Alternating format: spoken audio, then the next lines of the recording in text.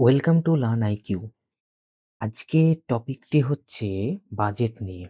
আমরা কেন্দ্রীয় বাজেট তো জানি, কিন্তু আমাদের নিজের রাজ্য পশ্চিমবঙ্গের বাজেট নিয়ে কিন্তু আমরা বিশেষ মাথা ঘামাই না। কিন্তু আমাদের আসন্ন এক্সামে সেখানে আম West Bengal SSC, group C D এবং যাবতীয় যে এক্সামগুলো WBCS, এই এক্সামগুলোতে কিন্তু বাজেট নিয়ে অনেক কোয়েশ্চেন থাকে।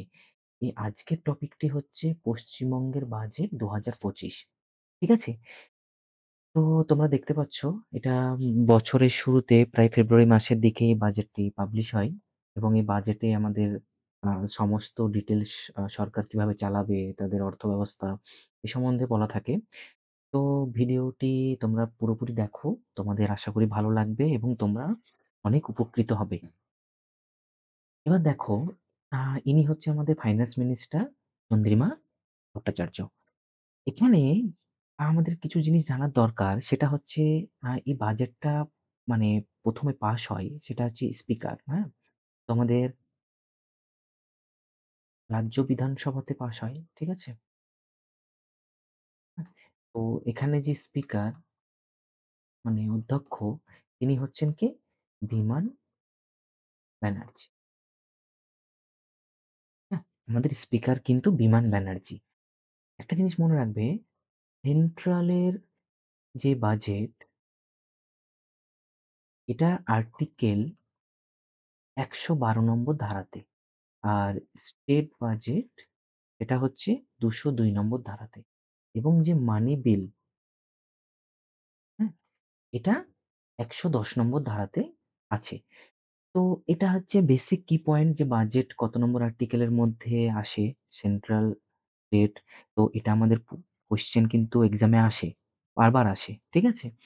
এই বাজেট নিয়ে আমাদের দুটো টার্ম, যেটা হচ্ছে তহবিল, যেটাকে একত্রিত তহবিল বলা হয়। ১৯০০ ফান্ড, এটা আছে আর্টিকেল 266। আর কন্টিজেন্সি ফান্ড, এটা আছে আর্টিকেল 267। এই একত্রিত তহবিল যেটা কনসলিডেটেড ফান্ড, এটা এই বাজেটের মধ্যে আসে যে সমস্ত সরকারি রাজস্ব, যেমন কর, ঋণ বা অন্যান্য উৎস থেকে আয়। আ তাছাড়া সমস্ত নিয়মিত সরকারি ব্যয়ের কিন্তু মূল হিসাব এই কনসোলিডেটেড ফান্ডের মধ্যে থাকে। মানে একটা পূর্ণ ইয়ারের কিন্তু এটা একটা হিসাব। কিন্তু কন্টিনজেন্সি ফান্ড, কি সরকার গঠন হলো, কি সরকার পড়ে গেল, সেই হিসাবে কিন্তু কন্টিনজেন্সি ফান্ডটা নির্ধারিত করা থাকে না। যখন দরকার হয় আম মানে আ দুর্যোগপূর্ণ ক্ষতিপূরণের জন্য বা বিভিন্ন ন্যাচারাল ক্যালামিটি থেকে শুরু করে বিভিন্ন আর্থিক অনুদানের দরকার হলে কিন্তু এই কন্টিনজেন্সি ফান্ডের ইউজ হয়ে থাকে। ঠিক আছে? তো এটা তোমাদের বেসিক কি পয়েন্ট মনে রেখো। আমাদের অর্থমন্ত্রী তো তুমি জানলেই, চন্দ্রিমা ভট্টাচার্য। তো রাজ্যসভায় কিন্তু আমাদের ১ম এই বিলটি কিন্তু পাস হয়। ঠিক আছে? প্রস্তাবিত হয়। তো এই মানে রাজ্যসভার যে এটা মানে বাজেটটা, সেটা কে নিরীক্ষা করেন? একজনকে তো নিরীক্ষা করতে হয়। সেটা হচ্ছে ক্যাগ। সেটা হচ্ছে কম্পট্রোলার,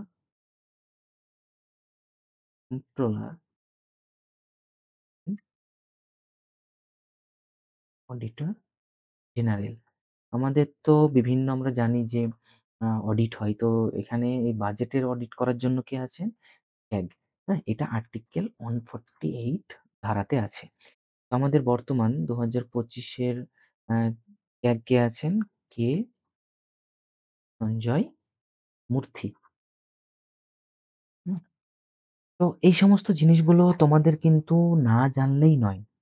তোমাদের কিন্তু জানতেই হবে। আরেকটা জিনিস মনে রেখো, সেন্ট্রালের বাজেট, এটা অনুমোদন করেন কে? প্রেসিডেন্ট। আর স্টেটের ক্ষেত্রে সেটা হচ্ছে কি? ঠিক আছে? এই জিনিসটা কিন্তু তোমরা মনে রেখো, হ্যাঁ? আমাদের গভর্নর কে আছেন এখন? সিবি আনন্দ, সিবি আনন্দ বোস। হ্যাঁ? তো দেখো, এগুলো হচ্ছে তোমাদের রিলেটিভ পয়েন্ট। তোমাদের এখান থেকে প্রচুর জিকে আসে। কারেন্ট অ্যাফেয়ার্স বলো বা স্ট্যাটিক জিকে বলো, এই কোয়েশ্চেন গুলো কিন্তু বারবার আসে। সেইজন্য তোমাদেরকে এটা বলে দেয়া হলো। ঠিক আছে? তো সেন্ট্রালের ক্ষেত্রে বাজেটটা কিন্তু রাষ্ট্রপতি অ্যাপ্রুভ করেন এবং রাজ্যের ক্ষেত্রে গভর্নর, রাজ্যপাল। এবং সেন্ট্রালের বাজেটটা মানে সেন্ট্রালের ক্ষেত্রে রাজ্যসভা, হুম? এ কিন্তু সুপারিশ করতেও পারে, নাও করতে পারে। যদি রাজ্যসভা সুপারিশ না করে, তাহলে মেক্সিমাম 14 ডেজ কিন্তু এই বিলটিকে ওরা হোল্ড করে রাখতে পারে। ওদের ব্যাপার। ঠিক আছে? তো এই হচ্ছে তোমাদের বেসিক কিছু জানার বিষয়। এরপরে আমি ফিরে ফিরে যাই যে বাজেটের মূল দিকে। এই যে দেখো বাজেট পেশের তারিখ এটা পশ্চিমবঙ্গে ১২ই ফেব্রুয়ারি কিন্তু বাজেটটা পেশ হয়েছে। কোথায় হয়েছে? পশ্চিমবঙ্গ বিধানসভা স্পিকার বিমান ব্যানার্জি। কে পেশ করেছেন? রাজ্যের অর্থ দপ্তরের প্রতিমন্ত্রী স্বাধীন দায়িত্বপ্রাপ্ত মানে কি? মানে দায়িত্বপ্রাপ্ত প্রতিমন্ত্রী সেটা হচ্ছে চন্দ্রিমা ভট্টাচার্য। ইনি ফাইন্যান্স মিনিস্টার। ঠিক আছে? আ প্রতিপালন মন্ত্রী। রাজ্যে মোট বাজেটের আকার টোটাল এক্সপেন্ডিচার এখানে হচ্ছে ৩,৮৯,১৯৪ ঠিক আছে? তো এই পয়েন্টগুলো তোমরা মনে রেখো। যেগুলো বেসিক জিনিসগুলো পুরো ডেটা মনে রাখার দরকার নেই। আগের বছর কত ছিল সেটা মনে রাখার দরকার নেই। ৮% বৃদ্ধি এবছর প্রস্তাবিত জিএসডিপি ২০২৫-২৬ এ হচ্ছে ২০ আ ২,৩১,৮০৫ ঠিক আছে? সরি ২০,৩১,৮০৫ ১২% এখানে বৃদ্ধি হয়েছে। তো এখানে আম জিএসডিপি মানে হচ্ছে গ্রস স্টেট ডোমেস্টিক, ঠিক আছে? তো এগুলো অতটা জানার দরকার নেই। মনে রাখতেও পারো। দেখো, মোট আয় ব্যয়, বাজেটের মোট আয় ব্যয় সেটা হচ্ছে টোটাল এক্সপেন্ডিচার ৩,৮৯,১৯৪ এর মধ্যে কিন্তু ঋণ শোধও আছে। ঠিক আছে? এর মধ্যে গভর্নমেন্ট কিন্তু ঋণ শোধও করেছে। ঋণ শোধ বাদে মোট নেট ব্যয় হচ্ছে ৩,৪১,৪৬,৪৬২ আস আসল উন্নয়ন ও দপ্তর ভিত্তিক খরচ। ঠিক আছে? তো এগুলো কিন্তু সব কোটিতে। হুম? কত কোটি বুঝতেই পারছো কত অ্যামাউন্ট। তো এই ঋণ শোধ বাদে হচ্ছে মোট এটা আসল উন্নয়ন এবং দপ্তর ভিত্তিক খরচ। বিভিন্ন দপ্তরে কত খরচ এবং উন্নয়নের জন্য যে খরচ এটা হচ্ছে ঋণ শোধ বাদে। হ্যাঁ? যে গভর্নমেন্ট যে লোন নেয়, সেই লোন শোধ করা বাদে। আর এটা লোন শোধ করা নিয়ে। রাজস্ব ব্যয়, রেভিনিউ এক্সপেন্ডিচার এটা হচ্ছে ৩,০১,৩৭৫ এর মধ্যে কি আছে? বেতন, সুদ, পেনশন, ভর্তুকি। এই যে দেখো রেভিনিউ এক্সপেন্ডিচার এর যে বিষয়টা তোমাদের আর জানার দরকারই নেই। এই কটা বিষয় তোমরা জানলেই কিন্তু রেভিনিউ এক্সপেন্ডিচার বা রাজস্ব ব্যয় কি ক্ষেত্রে ইউজ করা হয় সেটা কিন্তু তোমরা জেনে গেলে।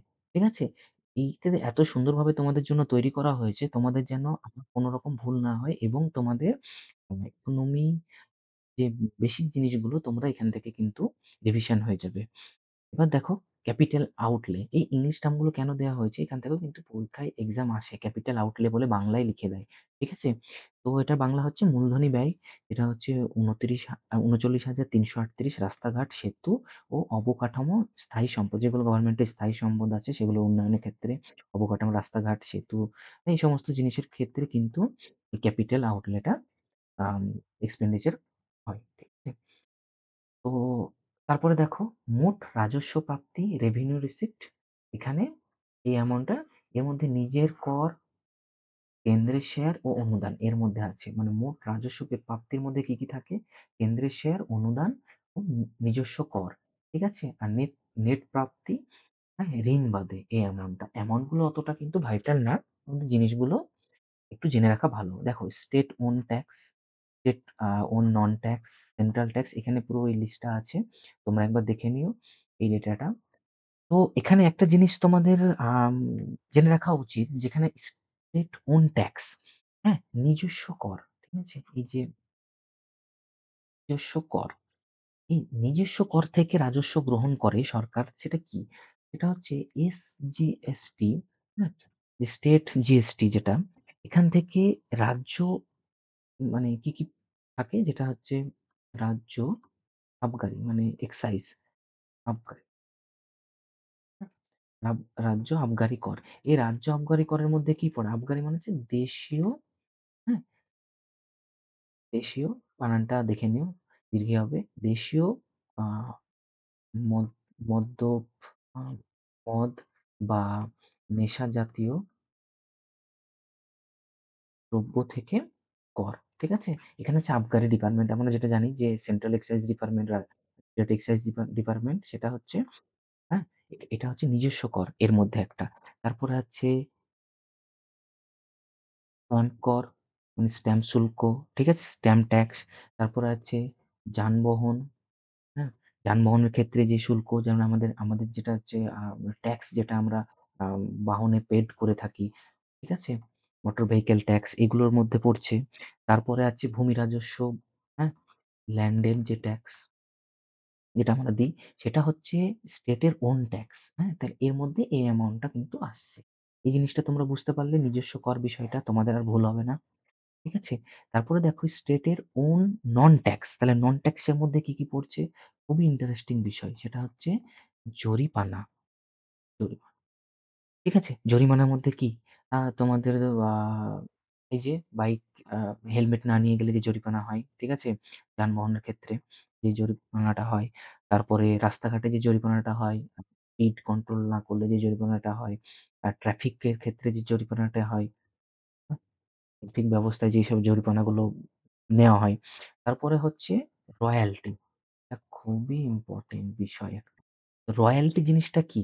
রয়ালটি জিনিসটা হচ্ছে প্রাকৃতিক সম্পদ বা খনিজ, হুম? বা এই প্রাকৃতিক সম্পদ বা খনিজ থেকে যে মুনাফাটা হয়, মুনাফা বা তোমার রাজ্য সম্পাদিত মানে রাজ্য থেকে যেই লটারি খেলাটা হয়, ঠিক আছে? রাজ্য থেকে অনেক সময় লটারি খেলা কিন্তু চালু করা হয়। এখান থেকে যদি মানে যেই মুনাফাটা পাই, মানে যেখান থেকে যেই করটা পাই, হ্যাঁ? ঠিক আছে? যেমন আমার একটা লটারি জিতলে কি ৳১,০০,০০,০০০ যদি লটারি জেতা হয় তাহলে কিন্তু আ 30% 33% কিন্তু গভর্নমেন্টকে ট্যাক্স দিতে হয়। তাহলে এটা হচ্ছে নন ট্যাক্স। তাহলে এই বিষয় দুটো কিন্তু তোমাদের জানা হলো আর তোমাদের কোনো ভুল হবে না। তোমাদের কনসেপ্টটা কিন্তু ক্লিয়ার থাকলে না তোমাদের পড়তেও ইন্টারেস্টিং লাগবে বিষয়টা। তারপরে সেন্ট্রাল ট্যাক্স, হ্যাঁ? গ্র্যান্ট ইন এইড মানে কি? এটা হচ্ছে অনুদান। অনুদান সেন্ট্রাল থেকে যে অনুদানগুলো দেয়, সমস্ত বিষয়গুলো কিন্তু আছে। পরে দেখো ঘাটতি বা ঋণের অবস্থা। তা সরকারের যে রাজস্ব ঘাটতি, ঠিক আছে? এই রাজস্ব ঘাটতি জিডিপির 1.7%। এটা কি? Revenue deficit. তোমরা কিন্তু প্রায় এক্সামেও প্রচুর দেখতে পাবে যে রেভিনিউ ডেফিসিট বিষয়টা কি? এটার বিষয়টা মোদ্দা কথায় সেটা হচ্ছে যে সরকারের টাকা নেই দৈনন্দিন, দৈনন্দিন দিন চালাতে। এইভাবে মনে রেখো দৈনন্দিন দিন চালাতে। মানে আমাদের দেশের এখন দৈনন্দিন যে খরচাগুলো দরকার সেটা চালাতে কিন্তু সরকারের টাকা নেই। ধার করে কিন্তু চালাতে হচ্ছে। সেটার জন্য রেভিনিউ ডেফিসিট। তাহলে কত? এই এত হাজার কোটি টাকা। ঠিক আছে? আর আর্থিক ডেফিসিট মানে ফিসকাল ডেফিসিট এটা কিন্তু খুবই ইম্পোর্টেন্ট। ঠিক আছে? ফিসকাল ডেফিসিটটা কি? ফিসকাল ডেফিসিটটা মনে রেখো সরকারের মোট ব্যয়। সরকারের মোট ব্যয় থেকে মানে উম কর বহির্ভূত মানে ট্যাক্স বহির্ভূত রাজস্ব। ঠিক আছে? তাহলে সরকারের মোট ব্যয়ের মধ্যে তোমাদের কি থাকে?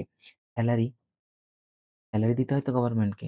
তারপরে সুদ দিতে হচ্ছে, লোন নিয়েছে সুদ দিতে হচ্ছে বা কনস্ট্রাকশন এর ক্ষেত্রে যেই তোমাদের মানে কনস্ট্রাকশন এর ক্ষেত্রে যে ওয়ার্ক গুলো হয়, হ্যাঁ?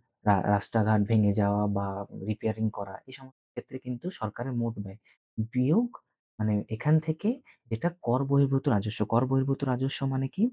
এখানে তোমাদের পড়ছে দুটো। এক হচ্ছে কর বহির্ভূত রাজস্ব,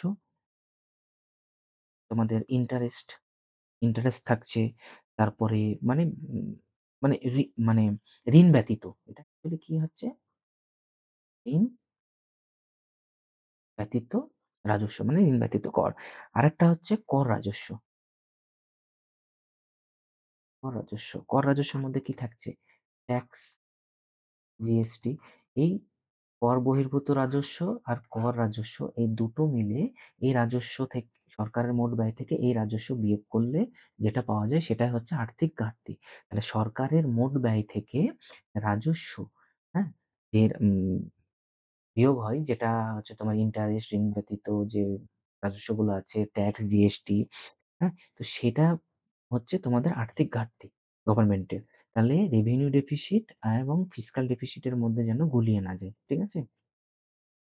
এটা যেন মনে থাকে। তারপর দেখো কেন্দ্রে নির্ধারিত 3.5% এর একটু উপরে কিন্তু আমাদের অবস্থান। মানে এটা কিন্তু আমাদের মানে কি বলবো? এটা খারাপ দিক। যার মধ্যে পাওয়ার সেক্টর রিফর্ম এর জন্য 0.5% পর্যন্ত ছাড় আছে। কেন্দ্র থেকে কিন্তু একটু উপরেই চলে গেছে আমাদের। বকেয়া ঋণ, বকেয়া ঋণ জিএসডিপির আনুমানিক 38% এই ডেটাগুলো একটু মনে রাখতে পারো। ঠিক আছে? এগুলো তোমাদের কিন্তু এসএসসি গ্রুপ সি দিতে আসবে না। ডাব্লিউবিসিএস এর ক্ষেত্রে কিন্তু এই সমস্ত প্রশ্নগুলো আসতে পারে। ডাব্লিউবিসিএস প্রিলিমস এর ক্ষেত্রে না এলেও মেইনের ক্ষেত্রে কিন্তু খুবই গুরুত্বপূর্ণ। রাজ্যের বেশ বড় অংশের ব্যয় এখনো ধার করে চালাতে হচ্ছে। তবে রাজস্ব ঘাটতি ২০২৪-২৫ এ রেভিনিউ এক্সপেন্ডিচার এর থেকে একটু কম ধরা হয়েছে। তারপর দেখো রাজস্বের উৎস কোথা থেকে টাকা আসবে? ২০২৫-২৬ এ মোট রাজস্ব প্রাপ্তি রেভিনিউ রিসিপ্ট ২,৬৬,০৬০ কোটি। ঠিক আছে? এটা ১৭%। নিজস্ব কর রাজস্ব এত কোটি। এটা সেন্ট্রাল জিএসটি মনে রেখো আবগারি, স্ট্যাম্প ডিউটি, রেজিস্ট্রেশন, ভ্যাট তো এখন উঠে গেছে। মূলত জ্বালানি ইত্যাদির ক্ষেত্রে এটা ইউজ করা হয়। কোথা থেকে টাকা আসে? জিনিসগুলো আগেও দেখেছো তোমরা। তারপরে দেখো নিজস্ব অকর রাজস্ব। এই অকর কথাটা, হ্যাঁ? নন ট্যাক্স। ঠিক আছে? এখানে এত কোটি টাকা, এখানে বেশ বড় মুনাফা হয়েছে। কেন্দ্রের পরে অ্যা রাজ্যের শেয়ার যেটা হচ্ছে ডিভ্যালুয়েশন। ঠিক আছে? এটা একটু মনে রেখো এই টার্মটা। এটাতে বাজেটে এটা ইউজ করা হয়েছে টার্মটা। এটা এত কোটি টাকা, ৪০% কেন্দ্রের অনুদান জ্ঞান কত? ৩৭,১৫৮ কোটি টাকা। ঠিক আছে? ২০২৫-২৬ সালে রাজ্য জিএসটি নিজস্ব কর রাজস্বের বৃহত্তম উৎস ৪৪% বলে অনুমান করা হয়েছে। ঠিক আছে? ২০২৪-২৫ সালে সংশোধিত অনুমানের তুলনায় রাজ্য জিএসটি রাজস্ব ৯% বৃদ্ধি পাবে বলে অনুমান করা হয়েছে। ২০২৪-২৫ সালে সংশোধিত অনুমানের তুলনায় ২০২৫ সালে রাজ্য আবগারি থেকে রাজস্ব ১০% বেশি হবে বলে অনুমান করা হয়েছে। ২০২৪-২৫ সালে সংশোধিত প্রাক্কলনের তুলনায় ২০২৫-২৬ সালে বিক্রয় কর, ভ্যাট এবং স্ট্যাম্প শুল্ক, নিবন্ধন মানে হচ্ছে রেজিস্ট্রেশন ফি থেকে রাজস্ব যথাক্রমে 9% থেকে এবং 9% এবং 28% হবে বলে অনুমান করা হয়েছে। এই কিন্তু এতটা ইম্পোর্টেন্ট বিষয় নয়। তোমাদের ডিটেইলস এ আলোচনা করা হচ্ছে। এইজন্য তোমাদেরকে একবার বলে দেয়া হচ্ছে। তো দেখো খাতভিত্তিক কোন সেক্টর ওয়াইজ কেমন খরচ হয়েছে। মোট সেক্টরাল ব্যয়ের 67% যায় কয়েকটি বড় খাতে। এটা মনে রাখতে পারো। শিক্ষা ক্রীড়া ক্ষেত্রে আ এত টাকা, এটা তোমরা একটু দেখে নিও। শিক্ষা ক্রীড়া ক্ষেত্রে কি, কি? সরকারি সাহায্যপ্রাপ্ত স্কুল, কলেজ, স্পোর্টস, লাইব্রেরি। সামাজিক কল্যাণ ও পুষ্টির ক্ষেত্রে এর বড় অংশ লক্ষ্মীর ভান্ডার ও বয়স্ক ভাতা। তাহলে লক্ষ্মীর ভান্ডার, বয়স্ক ভাতাতে টোটাল এত টাকা। কৃষি সংশ্লিষ্ট কৃষক বন্ধু ও খাদ্য ভর্তুকির ক্ষেত্রে যেগুলো রেশন-টেশনের ক্ষেত্রে ব্যবহার মানে ভর্তুকি দেয়া হয়। আবাসন, এখানে এত টাকা মূলত বাংলার গাড়ি মানে গ্রামীণ বা বাংলা প্রকল্প, গ্রামীণ বাড়ি প্রকল্প এটা খুবই একটা ইম্পোর্টেন্ট।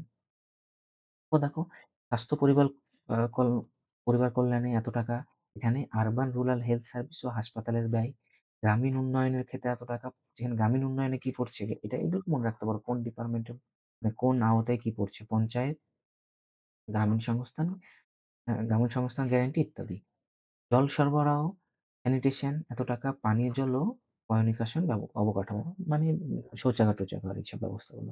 তারপর হচ্ছে শহর উন্নয়ন, পুরসভা, নগর উন্নয়ন কর্তৃপক্ষ। এবার পুলিশ, জেলা পুলিশ, আইন শৃঙ্খলা ইত্যাদি। তাহলে পুলিশের আন্ডারে কিন্তু আইন শৃঙ্খলাটা পড়ছে। পরিবহনের রাস্তাঘাট, সেতু, ট্রান্সপোর্ট অবকাঠামো। ঠিক আছে? তারপর দেখো শুধু শিক্ষা খাতে স্কুল ও উচ্চ শিক্ষা মিলিয়ে এই এত কোটি টাকা আলাদা করে উল্লেখ আছে। সংখ্যালঘু মাদ্রাসা শিক্ষা কোটি টাকা। তাহলে এই শিক্ষা খাতে এত কোটি টাকা সাহায্য করা হয়েছে। এটা মনে রাখতে পারো এই টার্মটা। এটা একটাই সিঙ্গেল টার্ম তো এটা মনে রাখতে পারো। বাকিগুলো আগেরগুলো দরকার নেই। প্রতিশ্রুতিবদ্ধ ব্যয়, কমিটেড এক্সপেন্ডিচার এটা আমি দেখলাম খুব ভালো লাগলো কমিটেড এক্সপেন্ডিচার এই টার্মটা। তো এই টার্মটা হচ্ছে বেতন, পেনশন ও সুদ প্রদানের ব্যয়। মানে এটা কিন্তু গভর্নমেন্ট বাউন্ড টু মানে এটা কমিটেড করেছে। এটা দিতেই হবে। ঠিক আছে? বেতন, সেলারি, পেনশন এবং সুদ প্রদান। মানে সুদ তো দিতেই হবে লোন নিয়ে থাকলে গভর্নমেন্ট যেখান থেকে নেয় সেখান থেকে তো সুদ দিতেই হবে। সেন্ট্রাল হতে পারে বা Asian development bank, world bank যেকোনো জায়গায় হতে পারে। সেখানে তো সুদ দিতেই হবে। এটা কিন্তু প্রতিশ্রুতিবদ্ধ ব্যয়। এটা যদি পরীক্ষায় কোনো সময় আসে তাহলে এটা তোমরা পেরে যাচ্ছ। ২০২৫-২৬ সালে পশ্চিমবঙ্গ প্রতিশ্রুতিবদ্ধের ব্যয়ের জন্য ৳১,৪৮,০১৩ ব্যয় করবে বলে অনুমান করা হয়েছে, যা তার আনুমানিক রাজস্বের এত পার্সেন্ট, 56%। বেতনের জন্য রাজস্ব আয়ের 28%। সুদ প্রদান এখানে কিন্তু দেখো আয়ের পার্সেন্টেজ, আয়ের মধ্যে, ঠিক আছে? হ্যাঁ? যা আয় করবে তাই থেকে তো খরচা করবে, তাই না? সুদ প্রদান 18%, পেনশন 10%। এই কি পয়েন্ট গুলো মনে রেখো। হ্যাঁ? তো তোমাদের জন্য কিন্তু কোনো টপিক মানে ছেড়ে দিয়ে, হ্যাঁ, সস্তাভাবে কিন্তু এই নোটটা বানানো হয়নি। তোমাদের জন্য যথেষ্ট পরিশ্রম করে কিন্তু নোটটা বানানো হয়েছে। ঠিক আছে? ২০২৩-২৪ সালে প্রকৃত পরিসংখ্যান অনুসারে রাজস্ব আয়ের ৬৫% প্রতিশ্রুতিবদ্ধ ব্যয়ের জন্য ব্যয় করা হয়েছিল ২০২৩-২৪ সালে। হ্যাঁ? এটা অতটা ইম্পোর্টেন্ট ডেটা নয়। এইটা মনে রেখো।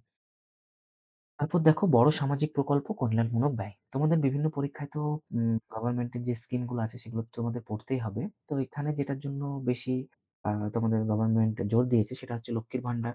যেটা গভর্নমেন্টের একটা মানে হ্যাঁ, কি বলবো? একটা খুব ভালো একটা স্কিম, হ্যাঁ?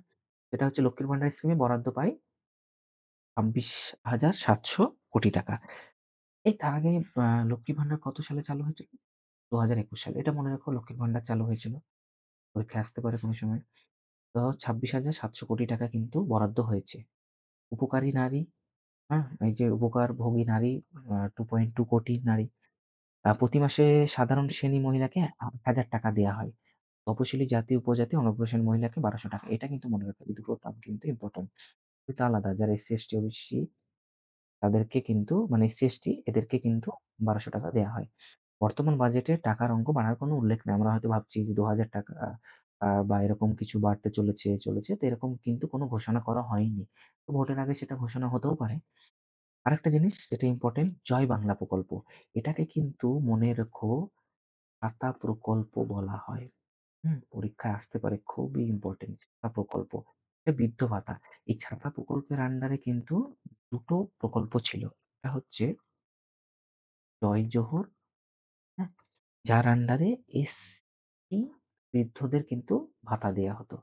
আর ২ হচ্ছে তপশিলি, হুম? এটা হচ্ছে এসসিদেরকে এই ভাতাটা দেয়া হতো। এই ছাতা প্রকল্পটা ২০২০ সালে কিন্তু চালু হয়েছিল। হ্যাঁ? এই সালটা কিন্তু মনে রেখো। তারপরে এটা তো 60 ঊর্ধ্বে, হ্যাঁ? তারপরে বৃদ্ধ ভাতা পরে চালু করে দেয়া হয়েছে। যার বরাদ্দ করা হয়েছে ৳২১,০০,০০,০০০। তারপর দেখো বাংলার বাড়ি গ্রামীণ প্রকল্প খুবই ইম্পোর্টেন্ট পরীক্ষায় আসবেই আসবে। ২য় ধাপে ১৬,০০,০০০ গ্রামীণ পরিবারকে পাকা বাড়ি তৈরির সহায়তা দেওয়ার লক্ষ্য। এখানে একটা জিনিস তোমরা জেনে রেখো, গ্রামীণ বাড়ি প্রকল্পে ৳২০,০০০ হুম, ৳১,০০,০০০ কিন্তু বরাদ্দ করা হয়। মানে দেওয়া হয়। ঠিক আছে? এখানে ১ম এ কিন্তু 60,000 দেওয়া হয়। তারপরে কিছুটা কাজ কমপ্লিট হলে 45,০০,০০০ 45 কে, তারপর কিছুটা কাজ কমপ্লিট হলে ৳১৫,০০০। ১ম এ ৬০,০০০, তারপর ৪৫,০০০, তারপর ৳১৫,০০০ ধাপে, ধাপে টোটাল টাকাটা কিন্তু দেওয়া হয়। এবার এর মধ্যে থাকছে টয়লেটের জন্য ৳১২,০০০ দেয়া হয়। আর তোমাদের শ্রমিক মানে লেবার মজুরের জন্য শ্রমিক মজুর জন্য কিন্তু ৳১৫,০০০ দেয়া হয়। এটার আন্ডারে কিসের আন্ডারে দেয়া হয়? মনরেগা। হ্যাঁ? এটা মনরেগার আন্ডারে দেয়া হয়। মনরেগাটা কি? মহাত্মা গান্ধী উম মা তোমরা জানো তাও আমি একবার বলে দিচ্ছি রিভিশন হয়ে যাবে। Mahatma Gandhi national rural employment guarantee guarantee এটা চালু হয়েছিল ২০০০ সালে। হ্যাঁ? এই কটা ভাগে কিন্তু গ্রামীণ প্রকল্পে তোমাদের এই দেখো এই প্রকল্পগুলো তো একটু জানাও দরকার আমাদের রাজ্যের প্রকল্প, হ্যাঁ? আমরা তো এই নিয়ে কত মারামারি আম পঞ্চায়েতে মেম্বার কত কিছু আমরা শুনতে পাই। গ্রামীণ টাকা, গ্রামীণ বাংলার বাড়ির টাকা সঠিকভাবে পৌঁছায় না লোকের কাছে। তো এই সমস্ত জিনিস নিয়ে আমাদের কিন্তু বহুল চর্চিত বিষয় এটা। কিন্তু এটা নিয়ে তোমাদের জানা উচিত কিভাবে টাকাটা হ্যাঁ, অনুদানটা সরকার প্রোভাইড করে। তো এই দেখো ২য় ধাপে ১৬,০০,০০০ গ্রামীণ পরিবারকে পাকা বাড়ি দেওয়ার সহায়তা করার এখানে লক্ষ্য সরকারের বরাদ্দ হয়েছে ১৫,৪৫৭ কোটি টাকা। আবাসন খাতের সবথেকে বড় অংশ এটা। এই যে আবাসন খাত তোমরা দেখছিলে। প্রতি পরিবারের ১ম কিস্তি ৳৬০,০০০ দেওয়ার টার্গেট ডিসেম্বরে ২০২৫ এর মধ্যে ৳৬০,০০০ ১ম। কিন্তু এটা ওরা ডিসেম্বর ২০২৫ এর মধ্যেই দেবে বলেছে সরকার।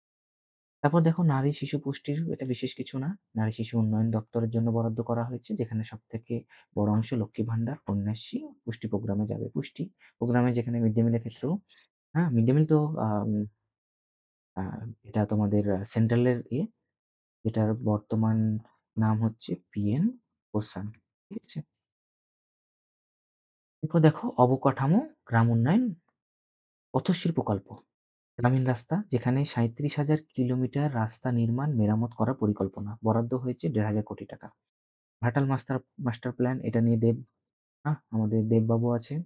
উনি তো এটা নিয়ে অনেক প্রতিশ্রুতি দিয়েছেন। ঘাটাল এলাকার বারবার বন্যা ও জলাবদ্ধতা রুখতে বহু প্রতীক্ষিত প্রকল্প। অনেক বন্যা নিয়ে বহু দুর্গতি ওখানকার মানুষের। সব জায়গায় যদিও বন্যা ভাঙন তো দেখা যাচ্ছে কিন্তু ঘাটাল নিয়ে কিন্তু বহুদিনকার এটা একটা ইস্যু। ঠিক আছে? বাজেটের ১ম ধাপে ৳৫০০,০০,০০,০০০ বরাদ্দ করা হয়েছে। মোট প্রকল্প ব্যয় ৳১,৫০০,০০,০০,০০০। ২ বছরের মধ্যে কাজ শেষ করার লক্ষ্য নির্ধারণ করেছে সরকার। তারপরে নদী বন্ধন প্রকল্প, এটা তোমরা মনে রাখবে এটা খুব ইম্পোর্টেন্ট। নদী ও জলাশয়ের মধ্যে সংযোগ, নদী ভাঙন রোধ, কর্মসংস্থান এই ৩ টি লক্ষ্য। প্রাথমিক বরাদ্দ ৳২০০,০০,০০,০০০। তারপর দেখো গঙ্গাসাগর সেতু, এটা খুবই ইম্পোর্টেন্ট। এখন কিন্তু খুবই একটা চর্চিত বিষয়। তো গঙ্গাসাগরটা তোমাদের কোথায় অবস্থিত? মুড়িগঙ্গা, হুম? বুড়িগঙ্গা না, মুড়িগঙ্গা নদী পার করে সাগরদ্বীপ। এটা সাগরদ্বীপ কিন্তু একটা ব্লক, হ্যাঁ? এই ব্লকটা হচ্ছে সাউথ ২৪ পরগনা। সাউথ ২৪ পরগনার একটা ব্লক হচ্ছে সাগরদ্বীপ। ঠিক আছে? এই সাগরদ্বীপের আ উম সাগরদ্বীপের মানে এই কচ্ছু এরিয়ার সাথে লট ৮, হুম? লট ৮ নামক একটা মানে সেতুর যোগাযোগ। এটাই গঙ্গাসাগরের প্রত্যেক বছর যে গঙ্গাসাগর মেলা, এটা হচ্ছে গঙ্গাসাগর সেতু। ওই মুড়িগঙ্গা নদী পার করে সাগরদ্বীপের কচুবেড়িয়ার সাথে লট ৮ এর যোগাযোগ। ঠিক আছে? এটা জায়গার নাম। গঙ্গাসাগর সংলগ্ন 4.75 কিলোমিটার সেতু নির্মাণ, হ্যাঁ? হ্যাঁ, 4.75 ও আসতে পারে বা তোমরা যদি কোনো সময় এক্সামে আসে 4.75 বা 5 কিলোমিটার। ঠিক আছে? সেতু নির্মাণ। বাজেট হচ্ছে ৳৫০০,০০,০০,০০০। জল সরবরাহ স্যানিটেশন এই খাতে ১৩,৭৭২ কোটি, যার মধ্যে ১০,২৯৪ কোটি শুধুই মূলধনী ব্যয়। হ্যাঁ? নতুন পানীয় জল নর্দমা প্রকল্প। তারপরে কৃষি ও গ্রামীণ অর্থনীতিতে ২৩,২৮৩ কোটি টাকা। এর মূল দিকগুলো হলো কৃষক বন্ধুতে আর্থিক সহায়তার জন্য ৫,৭৮২ কোটি টাকা, খাদ্য ভর্তুকির জন্য ৫,৭১৫ টাকা, সস্তা খাদ্যশস্য রেশন। ২০০ টি নতুন কৃষি পণ্য ক্রয় কেন্দ্র, সবজি ও নষ্টশীল পণ্যের জন্য প্রসেসিং প্যাকেজে ৫০% সাবসিডি। এইটা কিন্তু তোমাদের একটু জেনে রেখো। প্রসেসিং প্যাকেজের উপর ৫০% কিন্তু সাবসিডি গভর্নমেন্ট দিচ্ছে। যার মানে সর্বোচ্চ ৳৫,০০,০০০ পর্যন্ত সাবসিডি দেয়া হবে। গ্রামীণ উন্নয়ন দপ্তরে এটা গ্রামীণ উন্নয়ন দপ্তরের মধ্যে কি পড়ছে? পঞ্চায়েত অ্যান্ড রুরাল ডেভেলপমেন্ট এ বরাদ্দ প্রায় আ ৪৪ ৪৪,১৩৯.৬৫ কোটি। যা গ্রামীণ রাস্তা, কর্মসংস্থান ও পঞ্চায়েত সহায়তা করা যাবে। হ্যাঁ? এই টার্মগুলো কিন্তু অতটা ইম্পোর্টেন্ট না। এটা জেনে রাখতে পারো। স্বাস্থ্য খাতের বিশেষ দিক, স্বাস্থ্য খাত পরিকল্পনার জন্য মোট বরাদ্দ এত কোটি টাকা। আরবান হেলথ সার্ভিস অ্যালোপ্যাথি এর জন্য এত কোটি টাকা। রুরাল হেলথ সার্ভিস অ্যালোপ্যাথির জন্য কোটি টাকা। ঠিক আছে? আশা বা অঙ্গনারী কর্মী। ঠিক আছে? এই আশা ফুল ফর্ম হচ্ছে আ টি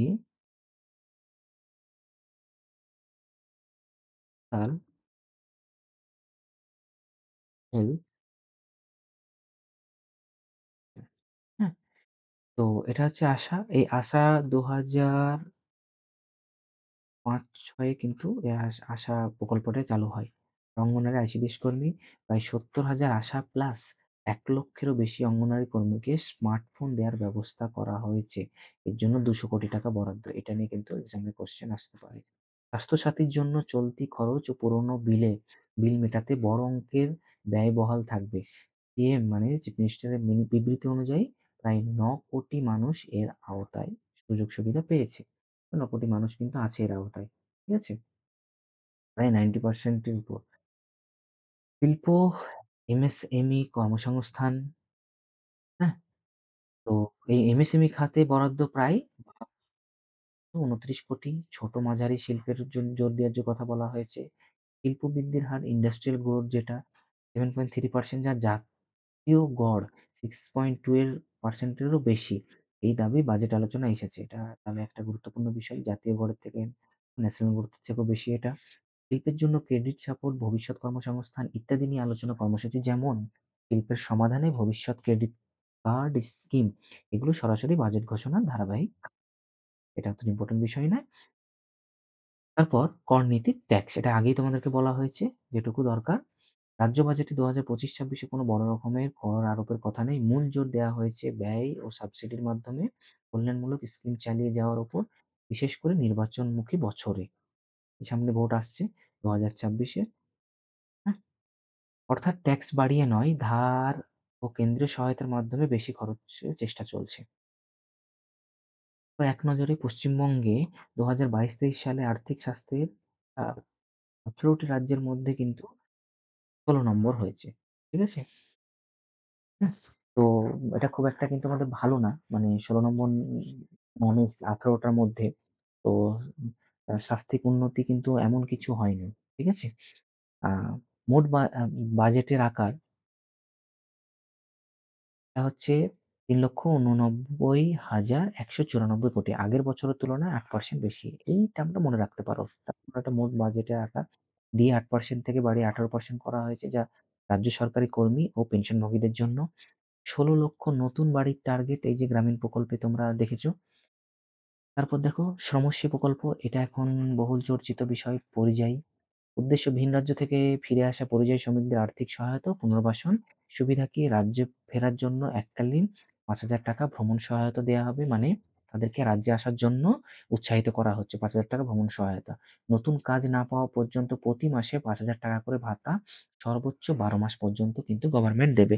এই নিয়ে কিন্তু প্রচুর ফর্ম কিন্তু দুয়ারে সরকারে জমা পড়েছে। সরকার কবে থেকে এই প্রকল্পের সুযোগ সুবিধা দেবে এটা সরকারই জানে। কিন্তু এটা একটা ভালো উদ্যোগ। হ্যাঁ? তো যাই হোক এই হচ্ছে বিষয়। এই তোমাদের জন্য খুব ডিটেইলসে পশ্চিমবঙ্গ বাজেট নিয়ে আলোচনা করা হলো। পুরো ভিডিওটি দেখার জন্য তোমাদেরকে অসংখ্য ধন্যবাদ। আমার চ্যানেলটিকে তোমাদের ভালো লাগলে অবশ্যই সাবস্ক্রাইব করো। আগামীতে আরো ভালো ভিডিও তোমাদের জন্য নিয়ে আসবো। তোমাদের এই ইকোনমিক কারেন্ট অ্যাফেয়ার্স এর সিরিজ আমি নিয়ে আসছি। হয়তো ২টো ৩টে ভিডিওতে হয়তো কমপ্লিট হয়ে যাবে। তোমরা দেখো তোমাদের আগামী কম্পিটিটিভ এক্সামে কিন্তু খুবই উপকৃত হবে। আমার চ্যানেলটিকে সাবস্ক্রাইব করো অবশ্যই পাশে থেকো। শুধু ভিডিওটি দেখে বেরিয়ে যেও না এবং বন্ধুদের সঙ্গেও কিন্তু শেয়ার করো। ঠিক আছে? Thank you.